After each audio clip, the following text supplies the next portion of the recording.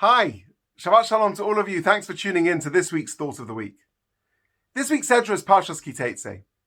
It has in it more mitzvot than any other parsha in the whole Torah, 74 to be exact. That's over 10% of the entire book.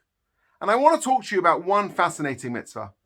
In chapter 22, verse 4, the Torah tells us, Lo siro es chamor achicha o shoro noflim baderech. One shouldn't see one's kinsman's donkey or ox fallen along the way, v'hisilamto mehem, and hide their eyes from the situation. Rather, hokem tokim imo, you shall surely help him get up and raise the fallen animal. The Torah is telling us a very simple idea, that if you are walking on St. John's Wood High Street and you see somebody else in trouble, they've dropped their shopping, not necessarily ox or donkey so much nowadays, but you have a mitzvah to help them. And the Chizkuni, a 13th century French biblical commentator and great rabbi, says something fascinating. Even if the person overloaded their animal carelessly, even if the person is somebody who you dislike, you must ignore all of that and you must assist them.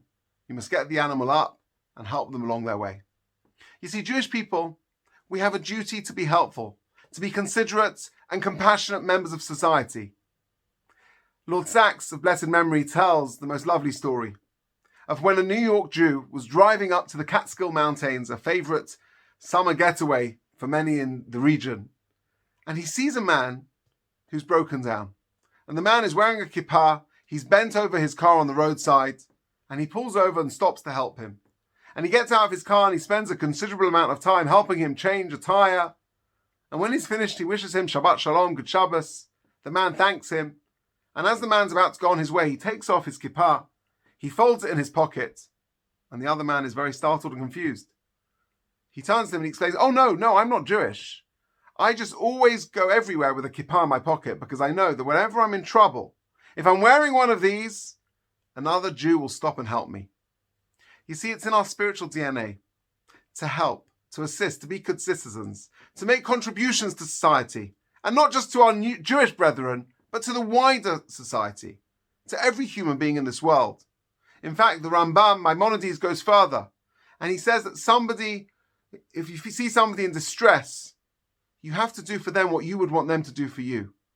This idea of v'ahavta l'recha kamocha, putting aside all considerations of honor, whatever level you may be on, however old you may be, even if it's a prince who needs to help a commoner, says the Rambam. In every circumstance, we need to try and assist others.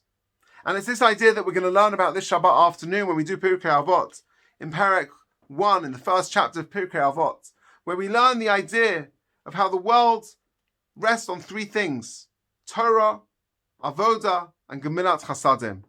Torah study, wisdom; Avoda, prayer and service of God; and of course, Gemilat Chasadim, good, kind deeds. I think it's fair to say that every single one of us has been totally shell-shocked this week by the news out of Afghanistan, seeing images of people terrified, scrambling for their lives, desperate to find some sort of reprieve. It's really a shocking, appalling mess, and very, very worrying for all of us to see. But I think, as Jewish people, there's one thing we need to bear in mind. It's our duty to try and help, whether that be lobbying government to support, to expand its plans, perhaps for resettlement programs, or whether that be campaigning against the Taliban, or just praying, just simply opening your prayer book on Shabbat and saying a prayer for those in distress in the wider world. Because you see, in Judaism, we believe that any person's pain is our pain.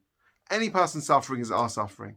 And please God, by internalizing this message, we will become more compassionate human beings, which will no doubt stand us in great stead as we get closer to the High Holy Days, just 2 weeks away. Wishing you all Shabbat Shalom.